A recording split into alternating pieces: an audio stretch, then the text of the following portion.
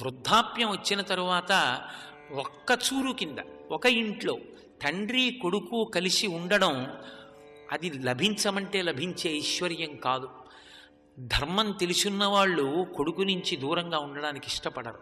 ఒక వయసు వచ్చేసిన తరువాత ఆ కొడుకుతో కలిసి ఉండడంలో ఉండేటటువంటి ఆనందం అటువంటిది.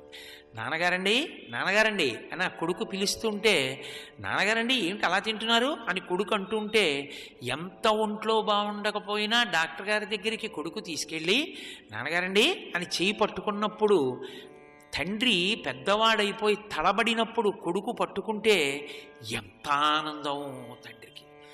ఆఖరికి ప్రాణోత్క్రమణం అయిపోతున్నప్పుడు కూడా ఆ కొడుకు కనపడితే వాడి తొడ మీద తల పెట్టుకుని ఆఖరి ఊపిరి విడిచిపెట్టేస్తుంటే ఊపిరి అందక కొట్టుకుంటున్నప్పుడు కూడా ఆ కొడుకు యొక్క తొడ స్పర్శ ఎంత గొప్పదో.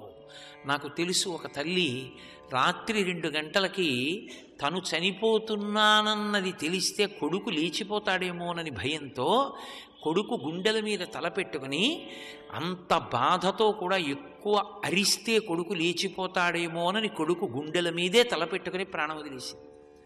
అరగంట తర్వాత కొడుకు ఏమిటి అమ్మ ఇంకా లేవదని చూస్తే ఆవిడ ప్రాణోత్క్రమణం అయిపోయింది. కొడుకు చేతిలో వెళ్ళిపోవాలని తండ్రి అంత అలమటిస్తాడు. ఇన్ని ఉండనివ్వండి తండ్రికి తృణప్రాయం. ఆ కొడుకు కనపడనివ్వండి ఎంత సంతోషం. ఆ రాత్రి తల్లిదండ్రులు పడుకునే ముందు ఒక్కసారి ఆ కొడుకు వచ్చి, ఎంత గొప్ప అధికారి కానివ్వండి, ఎంత ఖాళీ లేనివాడు కానివ్వండి, వచ్చి మంచం మీద కూర్చుని, ఏమ్మా నాన్నగారండి భోంచేశారా ఇవాళ? ఏం నాన్నగారండి మీరు అలా ఊరికే ఏదో షుగర్ ఉంది అది ఇదని బెంగపెట్టుకోకండి నాన్నగారండి, తినండి ఏం పర్వాలేదు అని కొడుకు కాళ్ళు పట్టి, నాన్నగారండి నాన్నగారండి మీరు చిన్నప్పుడు మాకు పద్యం చెప్పేవారు, నీలకంధర మహానిశితశూలము దాటి ఓర్చినునక వేళ నోర్చవచ్చు. ఆ తర్వాత ఏంటి నాన్నగారండి నాకు ఎందుకో ఆఫీసులో గుర్తొచ్చింది అంటే, ఆ తండ్రి సంతోషంగా మృత్యుదేవత నోటి 2 కోరల చిక్కి బ్రతికినున్న వేళ బ్రతుకవచ్చు అన్నాడు అనుకోండి. నాన్నగారండి చిన్నప్పుడు మీరు ఆ పద్యం చదువుతుంటే ఎంత బాగుండేదోనండి, అది నాకు బాగా నోటికి వచ్చేసింది నాన్నగారండి అని అంటే, ఆ కొడుకు కోడలు మంచం మీద పక్కన కూర్చుని తండ్రితో మాట్లాడి, నాన్నగారండి ఇంకా పడుకోండి అని దుప్పటి కప్పి వెళ్ళిపోయాడు అనుకోండి, 5 ఏళ్ళు బతకవలసిన తండ్రి 15 ఏళ్ళు బతుకుతాడు. ఆ కొడుకు స్పర్శ అటువంటిది. వేదం ఉత్తినే పెట్టలేదు. ఆత్మావై పుత్రనామాసి, తన ఆత్మ తన తేజస్సు కొడుకుగా భూమి మీద తిరుగుతూ ఉంటుంది. ఆ కొడుకుని చూసుకునేటప్పటికీ అంత తృప్తిని పొందుతాడు. 60,000 సంవత్సరములు సంతానం లేక లేక లేక లేక అలమటించిపోయినటువంటి దశరథుడికి 4 కొడుకులు, అందులో ఎవరో ఒక ఆవిడ చిన్నబుచ్చుకోకుండా 4 ఒకరికే పుట్టి 2కి పుట్టలేదనుకోండి, మళ్ళీ అంతఃపుర రాజకీయాలు ప్రవేశించకుండా 3 కడుపున 4 కొడుకులు పుట్టి ఎవరి అంతఃపురంలోకి వెళ్ళినా వాళ్ళు సంతోషంగా ఉండి 4 ఊయలలో 4 బిడ్డల్ని చూసుకుని వాళ్ళని ఎత్తుకుని ఆడుకుందామంటే 4 బిడ్డల్ని ఎత్తుకోలేక 2ని తొడల మీద కూర్చోబెట్టుకుని 2ని ఇలా చేతుల్లో పట్టుకుని పొంగిపోయిన దశరథ మహారాజు ఎంత ఆనందపడిపోయి ఉంటాడో. అసలు ఇంకా సింహాసనమా రాజ్య పరిపాలనమా? లేక లేక దొరికినటువంటి పెన్నిధి. మార్కండేయ మహర్షి చరిత్రలో మాట అంటారు, పేదలకు పెన్నిధి దొరికినట్లు అంటారు. కొడుకు పుట్టినప్పుడు తండ్రి పొందే ఆనందం ఎలా ఉంటుందంటేట, పరమ పేదవాడికి పెద్ద పెన్నిధి దొరికినంత సంతోషిస్తాడు. అంతా పొంగిపోయాడు. ఆ పిల్లలు పెద్దవాళ్ళు అవుతున్నారు. పెద్దవాళ్ళవుతున్నటువంటి కొడుకుల్ని చూసుకుని తండ్రి ఎంత ఆనందపడుతుంటాడో. వాళ్ళు వచ్చిరాని మాటలు మాట్లాడుతుంటే పోతన గారు భాగవతంలో అంటారు, తనయుల సంభాషణములు జనకులకున్ కర్ణయుగళి సద్భూషణములు అంటారు. తండ్రికి చెవులకు పెట్టుకోని ఆభరణాలు ఏమిటంటేట, కార్యాలయంలో పనిచేసి ఇంటికి తిరిగి వచ్చేటప్పటికి భార్య, ఏమండి ఏమండి మనవాడు గోవిందా అంటున్నాడు అంటే, ఏది అనమను అని ఆ చొక్కా అవి విప్పి తగిల్చుకుంటుంటే చిక్కానికి ఆ పిల్లాన్ని, ఏది నాన్నగారికి చెప్పు గోవిందా గోయిందా అని ఇలా పెడుతుంటే చేతులు వదిలేస్తే వాడిని గోయిందా గోయిందా అని అమ్మన్నప్పుడు వాడు ఇలా పెట్టాడు అనుకోండి, ఆ తండ్రి మురిసిపోయి ఆ చెమట పనితో వాడిని ఎత్తేసుకుని ఒళ్ళంతా ముద్దులెట్టేసుకుని ఇంత తను పడిన కష్టాన్ని మర్చిపోతాడు. అందుకే జనకులకు కర్ణయుగళి సద్భూషణములు అన్నాడు. తనయుల సంభాషణములు ఆ ఆ తండ్రికి ఆ వచ్చిరాని మాటలతో పిల్లలు మాట్లాడుతుంటే మురిసిపోతాడు తండ్రి. కాబట్టి ఆ నలుగురు పిల్లలు పెరిగి పెద్దవాళ్ళు అవుతున్నారు. ఆనంద సాగరమునందు ఓలలాడుతున్నాడు దశరథ మహారాజు గారు. ఆ పిల్లలు పెరిగి పెద్దవాళ్ళు అవుతున్నప్పుడు మళ్ళీ అందులో వాళ్ళ యొక్క బుద్ధి వికసనము, విద్యాభ్యాసము, గురువుల పట్ల చూపించవలసినటువంటి మర్యాద, ఇందులో ఎక్కడైనా తేడా ఉందనుకోండి, వాళ్ళు సక్రమమైనటువంటి బుద్ధిమంతులుగా పెరిగి పెద్దవాళ్ళు కాకపోతే తండ్రి చిన్నబుచ్చుకుంటాడు. ఏవం పాప సమాచార సజ్జన ప్రతిపాదిక పౌరాణామహితో యుక్తో పుత్రో నిర్వాసిత పురాత్ అని బాలకాండలో ఆ పుట్టినటువంటి అసమంజసుడు సగర చక్రవర్తి యొక్క కుమారుడు పిల్లలందరినీ సరయూ నదిలో తోసేస్తుంటే సజ్జన ప్రతిబాధక, ఆ సజ్జనులైన వాళ్ళని బాధ పెడుతున్నటువంటి కుమారుని యొక్క ప్రవర్తన చూసి కలత చెందినటువంటి సగర చక్రవర్తి తన కుమారుడని కూడా చూడకుండా ధర్మానికి కట్టుబడి ఆ పిల్లవాణ్ణి రాజ్య బహిష్కారం విధించాడు. ఎంత రాజ్య బహిష్కారం విధించినా తండ్రికి క్లేశంగానే ఉంటుందిగా ఇటువంటి కొడుకు పుట్టాడని. పుట్టిన నలుగురు కొడుకులు గుణవంతులైతే, పుట్టిన నలుగురు కొడుకులు మత్సలేని వాళ్ళైతే ఎంత సంతోషంగా ఉంటుంది ఆ తండ్రికి. మహానుభావుడు వాల్మీకి మహర్షి అన్నారు, తేయదా జ్ఞాన సంపన్నా సర్వై సముదితా గుణై హ్రీమంత కీర్తిమంతశ్చ సర్వజ్ఞా దీర్ఘదర్శిన అన్నారు. మహానుభావుడు వాల్మీకి మహర్షి అన్నారు, తేయదా జ్ఞాన సంపన్నా సర్వై సముదితా గుణై హ్రీమంత కీర్తిమంతశ్చ సర్వజ్ఞా దీర్ఘదర్శిన అన్నారు. అది పిల్లల యొక్క గొప్పతనం. అంటే పిల్లలకి ముందు ఉండవలసినటువంటి లక్షణం ఏమిటో చెప్పారు. వాళ్ళు తేయదా జ్ఞాన సంపన్నా, చక్కగా గురువులు ఏది చెప్పారో దాన్ని జీర్ణం చేసుకున్నారు, లోపల పట్టించుకున్నారు, అనుష్ఠాన క్రమంలోకి తెచ్చుకున్నారు. సర్వై సముదితా గుణై హ్రీమంత కీర్తిమంతశ్చ. ఇది వృద్ధిలోకి వచ్చేటటువంటి వ్యక్తికి ఉండేటటువంటి లక్షణం, పతనమైపోయే వ్యక్తిలో ఉండని లక్షణం. యాదేవీ సర్వభూతేషు లజ్జారూపేణ సంస్థిత నమస్తస్యై నమస్తస్యై నమస్తస్యై నమో నమః అంటాం. హ్రీమంత కీర్తిమంతశ్చ. వాళ్ళు చాలా సిగ్గుపడుతుండేవారట పిల్లలు. ఎందుకు సిగ్గుపడ్డం అంటే ఏదో ఎవరో వచ్చారని చెప్పి సిగ్గుపడ్డం కాదు. సముద్రం అంత గాంభీర్యం ఉన్నవాళ్ళు. వాళ్ళకి సిగ్గంతా ఎందుకంటే ఎక్కడైనా మనం ఏదైనా గురువుగారు చెప్పినటువంటి విషయాన్ని ఆచరణ చెయ్యడంలో ఎక్కడైనా కించెత్తు తేడా వస్తోందేమో, అలా ఉండట్లేదేమో, నాన్నగారు పరిపూర్ణమైన సంతోషం పొందేటట్టుగా మనం ప్రవర్తించట్లేదేమో, ఈ చెడు విషయం గురించి మనసులో చిన్న ఆలోచన మనకు వచ్చిందేమో, సిగ్గుపడిపోయేవారట వాళ్ళు. అసలు ఆ సిగ్గుపడిపోవడం అన్న లక్షణం ఒకటి ఉంటే అసలు ఆ పని చెయ్యడం పట్ల అనురక్తి అన్నది ఎప్పుడో అప్పుడు చచ్చిపోతుంది. ఈ లక్షణం లేనివాడు పరమ ప్రమాదకారి, వాడే రాక్షసుడు. వాడు ఏ పని చేశాడో అదే అసలైన పని అని సమర్థించుకుంటాడు. తాను చేసినది సరి అయిన పనే చేశాను తప్ప తను తప్పు చేయలేదంటాడు. అందుకే రావణాసురుడి ప్రవృత్తి చూడండి. ఆయన ఏం చేశాడో అది తప్పు కాదు, ఒప్పు అంటాడు. స్వధర్మో రక్షసాంభీరు సర్వధైవ న సంశయ గమనం వా పరస్త్రీణాం హరణం సంప్రమధ్యవా అంటాడు సుందరకాండలో. ఎందుకంత భయపడతావు, నేను ధర్మాత్ముణ్ణి. చూసావా ఎంత స్వధర్మం చేస్తున్నానో. రాక్షసుల స్వధర్మం ఏమిటి? అన్యులకు సంబంధించిన వస్తువులు ఎత్తుకురావడం. ఎంత బాగా ఎత్తుకొచ్చానో చూడు నిన్ను. నాలాంటి ధర్మాత్ముడు ఉంటాడా? నాలాంటి ధర్మాత్ముడిని చూసి సిగ్గుపడతామే అంటాడు. తాను విశ్రవసో బ్రహ్మ యొక్క కుమారుడు, పులశ్చ బ్రహ్మ యొక్క మనవడు, సాక్షాత్తు చతుర్ముఖ బ్రహ్మగారి యొక్క మునిమనవడు. అటువంటి బ్రహ్మవంశంలో జన్మించినవాడు, వేదం చదువుకున్నవాడు, వేదము చేత నిషిద్ధ కర్మ అని చెప్పబడి మూలఘాతి అయిన మహాపాతకాన్ని చేస్తున్నానని సిగ్గుపడవలసిన వాడు తాను చేసిన పని ఒప్పని సమర్థించుకోవడం, సిగ్గుపడకపోవడం పతనానికి హేతువు. చిన్న పొరపాటు ఆలోచన మనసులోకి వచ్చినంత మాత్రం చేత సిగ్గు చెందడం, చిచి ఇటువంటి ఆలోచన రాకూడదనుకోవడం, అటువంటి పని నేను చెయ్యకూడదనుకోవడం వృద్ధిలోకి వచ్చేటటువంటి వాళ్ళ యొక్క లక్షణం. హ్రీమంత కీర్తిమంతశ్చ. కీర్తిమంతులవుతున్నారు. తండ్రికి ఇంతకన్నా కావలసిందే ఉంది? ఎవరో కనపడి ఎవరో వచ్చి, ఏమి కొడుకుని కన్నావయ్యా, ఎంత గొప్ప కొడుకయా, మహానుభావుడయా అన్ననాడు కదూ సంతోషం.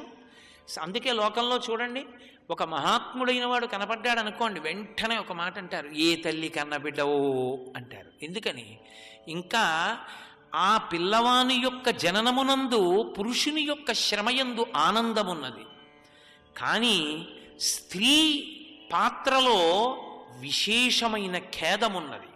పునర్జన్మతో సమానమైనటువంటి ప్రసవ వేదన అనుభవించి ఎంతో నెత్తురు పోగొట్టుకుని ఎన్నో ఉపవాసాలు చేసి ఎంతో పథ్యం చేసి ఆ పిల్లాన్ని బతికించుకుంది. నీ తల్లి అంత ప్రసవ వేదన పొందినందుకు సార్థక్యం వహించిందయా, నీలాంటి కొడుకు పుట్టాడంటారు. అందుకే ఏ తల్లి కన్న బిడ్డో అంటారు. ఆ రామలక్ష్మణ భరత శత్రుఘ్నుల యొక్క కీర్తి విని పొంగిపోయాట దశరథ మహారాజు గారు. రీమంత కీర్తిమంతశ్చ సర్వజ్ఞా దీర్ఘదర్శిన. వాళ్ళు సర్వజ్ఞులు, అన్నీ తెలుసు. దీర్ఘదర్శిన, రాబో కాలంలో ఈ పని చేస్తే దాని ఫలితం ఎలా ఉంటుంది వాళ్ళు లెక్క కట్టుకుంటారు. లెక్క కట్టుకుని చేస్తారు. ఏ పని పడితే ఆ పని, ఎలా పడితే అలా వాళ్ళు చెయ్యరు. వాళ్ళు మహారాజులు. ఆ అధికారంలో ఉన్నవాడు ఒక కార్యాన్ని చేసే ముందు, నేను ఇవాళ ఈ పనిని ఇలా చేస్తే భవిష్యత్తులో ఈ పని ఎంతమందిని బాధ పెడుతుంది, ఎంతమందిని సంతోషపెడుతుంది, సాకల్యంగా బాగా ఆలోచన చేస్తే తప్ప చెయ్యనటువంటి వాడై ఉండాలి. తప్ప అధికారం ఉన్నది కదా అని ఓ కుర్చీలో కూర్చున్నాను కదా అని తనకి నచ్చిన విషయాన్ని నిర్ణయంగా చేసేస్తే లోకం బాధపడుతుంది. అందుకే తనొక పని చేసే ముందు ఆ పని వలన లోకము పొందుతున్నటువంటి సంతోషాన్ని లెక్కలో పెట్టుకుని చేసినటువంటి వాడెవరున్నాడో, తన అభిప్రాయమా లోకము యొక్క ప్రయోజనమా అంటే లోక ప్రయోజనాన్ని ప్రధానంగా స్వీకరించి ఆలోచించి నిర్ణయించుకోగలిగినటువంటి దక్షత ఉన్నవాడు దూరదృష్టితో ఉంటాడు. తనకున్నటువంటి వ్యూహంతో, తనకున్న తెలివితేటలతో అలా ఆలోచించి నిర్ణయించగలిగిన నైపుణ్యంతో ఉంటాడు. అది భవిష్యత్తులో గొప్ప యువరాజు అవుతాడు రామచంద్రమూర్తి. అంత గొప్పగా రామరాజ్యం నిలబడుతుంది, శ్రీరామరాజ్యం అన్న పేరు నిలబడుతుంది అనడానికి అదే సూచన. శ్రీరామరాజ్యము అంటే మీరు బాగా గుర్తుపెట్టుకోవాలి, శ్రీరామరాజ్యము అంటే కొత్తగా ఏదో పరిపాలన కాదు. రామచంద్రమూర్తి ఏదో కొత్త పరిపాలనా విధానాన్ని అక్బర్ చేసినట్టు, లేకపోతే ఎవరో చక్రవర్తి చేసినట్టు రోడ్డు గిరిపక్కలా చెట్లు నాటించనో 6వ వంతు పన్ను వసూలు చేసినో కాదు. శ్రీరామరాజ్యం అన్న మాటకు అర్థం ఏమిటంటే యథాశాస్త్రం అని. శాస్త్రం ఎలా చెప్పిందో అలా పరిపాలించాడు. ఇంకొక మాట రాముడు అనలేదు. రాముడు పరిపాలనకి సింహాసనాన్ని మీద కూర్చునేటప్పుడు ఇంకొక మాట అనలేదు. రాముడు అన్న మాట ఏంటంటే తస్మాత్ శాస్త్రం ప్రమాణంతే కార్యాకార్య వ్యవస్థితౌ. నా బుద్ధి కాదు, శాస్త్రం ఎలా చెప్పిందో అలా ఉంటానన్నాడు. అది శ్రీరామరాజ్యం. శాస్త్రాన్ని పట్టుకున్నాడు. అందుకే రామరాజ్యం ఆదర్శమైంది అన్న మాటకు అర్థం ఏమిటంటే నువ్వు శాస్త్రాన్ని పట్టుకుంటే రామరాజ్యం వస్తుంది అని. నువ్వు రాముడివి కానప్పుడు రామరాజ్యం ఎప్పటికీ రాదు. అలా అయితే రామరాజ్యం వస్తుంది అంటే అర్థం ఏమిటంటే నువ్వు శాస్త్రాన్ని పట్టుకోగలిగితే రామరాజ్యం తీసుకురాగలవు అన్నది దాని తాత్పర్యం. అందుకని రామరాజ్యం అన్న మాట వచ్చింది.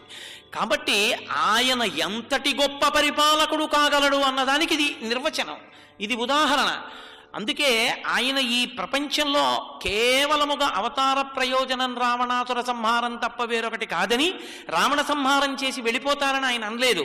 దశవర్ష సహస్రాణి దశవర్ష శతాని చ అన్నాడు. 11,000 సంవత్సరములు ఈ భూమి మీద ఉంటానన్నాడు. ఎందుకు? పరిపాలన దగ్గర నుండి సంతానమును పొందడం దగ్గర నుంచి ధర్మాన్ని నిలబెట్టడం వరకు ఒక మనుష్యుని యొక్క గొప్పతనాన్ని చూపించడానికి నరుని యొక్క జన్మ అవహేళన చేయబడినప్పుడు నరుని యొక్క జన్మ ప్రాశస్త్యాన్ని ఎలుగెత్తి చాటినటువంటి మహాపురుషుడు రామచంద్రమూర్తి. అందుకే రామచంద్రమూర్తికి నమస్కరించని నరుడు నరుడే కాడు. అసలు మనుష్యత్వం ఎంతకాలం బతుకుతుంది అంటే రామాయణం విన్నన్నాళ్ళు, రామాయణం చదువుకున్నన్నాళ్ళు, రామాయణం పాటింపబడినన్నాళ్ళు. రామాయణాన్ని విడిచిపెట్టేసిన నాడు జాతి ఎందు మనుష్యత్వం ఉండదు, రాక్షసత్వము ప్రబలుతుంది. అంత గొప్పది రామావతారం. అటువంటి రామచంద్రమూర్తి హ్రీమంత కీర్తిమంతశ్చ సర్వజ్ఞ దీర్ఘదర్శిన. ఆ అన్నదమ్ములు నలుగురు అంత గొప్ప ఆలోచన సరళి కలిగినటువంటి వారై చక్కగా పెరిగి పెద్దవాళ్ళు అవుతున్నారు. ఎంతో సంతోషిస్తున్నాడు దశరథ మహారాజు గారు. చతుర్ముఖ బ్రహ్మగారు ప్రాణులలోకెల్లా ఉత్కృష్టుడు. ఉత్కృష్టమైనటువంటి ప్రాణి అయినటువంటి దశరథ మహారాజు గారు ఎంత సంతోషిస్తూ ఉంటాడో అలా సంతోషిస్తున్నట్ట దశరథుడు. ఇప్పుడు ఓ కొత్త దిగులు ఒకటి వచ్చింది, చిన్న దిగులు. ఏమిటి? ఇంత మంచి కొడుకులు, ఈ కొడుకులకి తగిన భార్యల్ని తీసుకురావద్దు. ఎందుకు ఆ దిగులు దశరథ మహారాజు గారికి? అంటే ధర్మం అంతే. మనం అంటే ఇవాళ ధర్మాన్ని తిప్పాం, కానీ ఆడపిల్లని కన్న తల్లిదండ్రులు మగపిల్లవాణ్ణి కన్న తల్లిదండ్రుల దగ్గరికి వెళ్ళరు మా అబ్బాయిని చేసుకుంటారా అని. మగపిల్లవాడి తండ్రి ఆడపిల్ల ఉన్నటువంటి తల్లిదండ్రుల దగ్గరికి వెళ్ళి మీ పిల్లని మాకిస్తారా అని అడగాలి. తెల్లవారి లేస్తే వివాహక్రతువులో కన్యావరుని చేయించట్లా, బ్రాహ్మణుల్ని పిలిచి తాంబూలం ఇచ్చి చెప్తారు, నాకు ఉన్నాడు ఓ కొడుకు, నేను చెప్తాను బ్రాహ్మణుల్ని పిలిచి, ఇంకో 2 నెలలు పోయాక చెప్తాను, చేద్దాం అనుకుంటున్నా పెళ్ళి. ఓ తాంబూలం ఇచ్చి, అయ్యా మా వంశగౌరవం, మా ఇంటి మర్యాద మీకు తెలుసు, మా ఇంటికి ఉన్న ఐశ్వర్యం ఏమిటో మీకు తెలుసు, నాకు తగిన కోడలు ఎక్కడుందో వెతికి తీసుకురండి అని పెద్దల చేతిలో తాంబూలం ఉంచుతాను. అందుకని పెద్దలు నిర్ణయించినారుగానా వాళ్ళు పెడతారు అవతల వాళ్ళ ఇంటికి. అప్పటికి ఆ పిల్ల పూజ చేసుకుంటూనో వ్రతం చేసుకుంటూనో ఉంటుంది అని శాస్త్రం. వాళ్ళు వెళ్ళి ఏమండి ఫలానా కోటేశ్వరరావు గారు అబ్బాయి, అప్పుడు ప్రవర చెప్తారు. ప్రవర చెప్పి అమ్మాయిని అపేక్షిస్తారు. ఆ అమ్మాయిని ఇస్తాను, తప్పకుండా ఇస్తాను, కానీ ధర్మేచా అర్ధేచా కామేచా నాతిచరామి అని ప్రమాణం చేస్తేనే. అసలు నిజానికి మీరు శ్రీరామాయణం సీతా కళ్యాణం చదవండి, వివాహ వేదిక అంతా ఎవరిది అంటే ఆడపెళ్లి వారిదే. ఆడపెళ్లి వారి అనుమతి, కన్యాదాత అనుమతి లేకుండా మగపెళ్లి వారు వేదిక మీదకి ఎక్కడానికి కూడా అర్హత లేదు. ఆడపిల్ల తండ్రిదే అధికారం. నేను కన్యాదానం చేసినప్పుడు ఆ అధికారం చెలాయించాను. నా కొడుకు పెళ్లి చేస్తే ఆడపెళ్లి వారికి అంత అధికారం ఇచ్చి మౌనంగా కూర్చుంటాను చేతులు కట్టుకుని. ఎక్కడి ధర్మం అక్కడే, లేకపోతే ఇంకా రామాయణం చెప్పడం ఎందుకు? కాబట్టి ఆయన తన కొడుకులకు తగిన భార్యలు రావాలి, అది నిర్ణయించవలసిన అధికారం ఎవరిది? తండ్రిదొక్కడిది. శాస్త్రంలో ఇంటికి కోడలుగా ఎవరు రావాలో నిర్ణయించేటటువంటి అధికారం తండ్రిది. అందుకని తండ్రి నిర్ణయించాలంటే తల్లి చెయ్యకూడదని కాదు. తండ్రి తల్లిని, తన భార్యని సంప్రదిస్తాడు. ఆ అమ్మాయిని కోడలుగా తెద్దాం అనుకుంటున్నానే అంటే, ఏమండి అని ఏదైనా చిన్నదనుకో, ఏం కాదు నేను చెప్తున్నాను కదా ఆ అమ్మాయి మనకి తగిన కోడలు అన్నాడు అనుకోండి, పరమ సంతోషంగా ఆమె కూడా అనువర్తించాలి. కాబట్టి కోడల్ని నిర్ణయించడం ఆయనది కర్తవ్యం. పిల్లలు పెద్దవాళ్ళు అవుతున్నారు, అందుకని వశిష్ఠాది మహర్షుల్ని కూర్చోబెట్టుకుని తస్య చింతయమానస్య మంత్రి మధ్యే మహాత్మనః, ఆయన నా కోడళ్ళు రావాలి, ఎక్కడున్నారో నా కొడుకులకు తగినటువంటి కోడళ్ళని వెతకండి, ఎక్కడెక్కడున్నారో చూడండి, ఆ పిల్లల్నిచ్చి పెళ్లి చేస్తానంటున్నాడు. అభ్యాగచ్చన్ మహాతేజ విశ్వామిత్రో మహాముని. విశ్వామిత్రుడు వచ్చాడన్నాడు ద్వారపాలకుడు వచ్చి. ఈ మాట అనగానే పైకి భక్తి ప్రకటనం చేస్తున్నాడు, కానీ లోపల దిగులుంది, భయం ఉంది. కారణం ఏమిటి? విశ్వామిత్రుడంటే ఇతపూర్వం కోపానికి పెట్టింది పేరు బ్రహ్మర్షి కాకముందు. అమ్మో విశ్వామిత్రుడు వచ్చాడు, ఏమడుగుతాడో కోపంగా ఉన్నవాళ్ళు అన్న భావన మనకుందనుకోండి, వెంటనే మనం చేసే పని ఏమిటంటే అవతల వాళ్ళని పొగడ్డం మొదలెడతాం. నిజానికి ఆ విషయంలో దశరథుడు కించిత్ వైక్లభ్యాన్ని పొందాడు. కానీ దశరథ మహారాజు గారి మీద తీర్పు చెప్పే ముందు మనం కూడా ఒకటి ఆలోచించాలి. 60,000 సంవత్సరములు పిల్లలు లేకపోతే అశ్వమేధయాగం పుత్రకామేష్టి చేసి కన్నాడు కొడుకుల్ని. ఆ పిల్లలు లేకపోతే ఒక్కరోజు ఉండలేడు. 4 కొడుకులు ఉన్నవాడికి 4 బాహువులు. అయినా రాముడంటే దశరథ మహారాజు గారికి ప్రాణం. మిగిలిన 3 విలిచి రాముడు ఉంటే ఉండగలడు, రాముడు లేకుండా 3 బతకలేడు. అది పక్షపాతం వల్ల కాదు, ఎందుకో మహర్షి చెప్పారు. రామో రతికరప్పితుః, ఆయన గుణముల చేత తండ్రిని అంత సంతోషపెట్టాడు. ఆ రాముడు ఒక్కడుంటే తమ్ముళ్ళని కూడా తన ఛత్రఛాయల కింద పెద్దవాళ్ళని చేయగలడు, సంస్కారాన్ని నిలబెట్టగలడు. ఆ పెద్ద కొడుకు ఒక్కడుంటే చాలు, వాడు దగ్గరుంటే పొంగిపోతాడు దశరథుడు. భరత శత్రుఘ్నులు మేనమామ గారింటికి వెళ్ళిపోయినా రామలక్ష్మణులు దగ్గరుంటే ఉంటాడు. రామలక్ష్మణులు 14 ఏళ్ళ అరణ్యవాసానికి వెళ్ళిపోతున్నానంటే వారం రోజుల్లో చచ్చిపోతాడు. కారణం దశరథుడి బలహీనత కాదు, రాముడి బలం. రాముడు అంతటి గుణవంతుడు. అసలు రామాయణం ప్రారంభమే అక్కడ కదండి. వాల్మీకి మహర్షి నారద మహర్షిని అడిగిందేది, కోన్వస్మిన్ సాంప్రదం లోకే గుణవాన్ కస్య వీర్యవాన్ ధర్మజ్ఞశ్చ కృతజ్ఞశ్చ సత్యవాక్యో దృఢవ్రత చారిత్రేణ చ కోయుక్త సర్వభూతేషు కోహిత విద్వాన్ కః కస్సమర్థశ్చ కస్యైక ప్రియదర్శన ఆత్మవాన్ కో జితక్రోధో ద్యుతిమాన్ కో ననసూయక కస్య బిభ్యతి దేవాశ్చ జాతరోషస్య సంయుగే అని అడిగాడు. ఈ 16 గుణములున్న నరుడెక్కడున్నాడని అడిగాడు. మరి అటువంటి గుణములు కలిగినటువంటి వాడు రామో రతికర పితు బభూవా ప్రియదర్శన. అందుకని పొంగిపోతుండేవాడు ఆ గుణాలు చూసి. అబ్బా ఏం కొడుకు ఏం కొడుకు ఏం కొడుకు అని సంతోషం. విశ్వామిత్రుడు వచ్చాడు. ఎక్కడ ఏ కారణానికి తన పిల్లలు ఎక్కడ ఆయన కోపానికి పాత్రులవుతారో, తనకే ఉపద్రవం వస్తుందో, ఏమంటాడో కడుపులో అనవసరపు బెంగ. ఆయనది ఆ స్థాయి కాదు. మహాత్ముడు విశ్వామిత్రుడు అంటే. విశ్వామిత్రుడు గురించి ఓ గంట మాట్లాడుకుంటే వర్షం పడుతుంది. సర్వం శ్రీ ఉమామహేశ్వర పరబ్రహ్మార్పణమస్తు. స్వస్తి.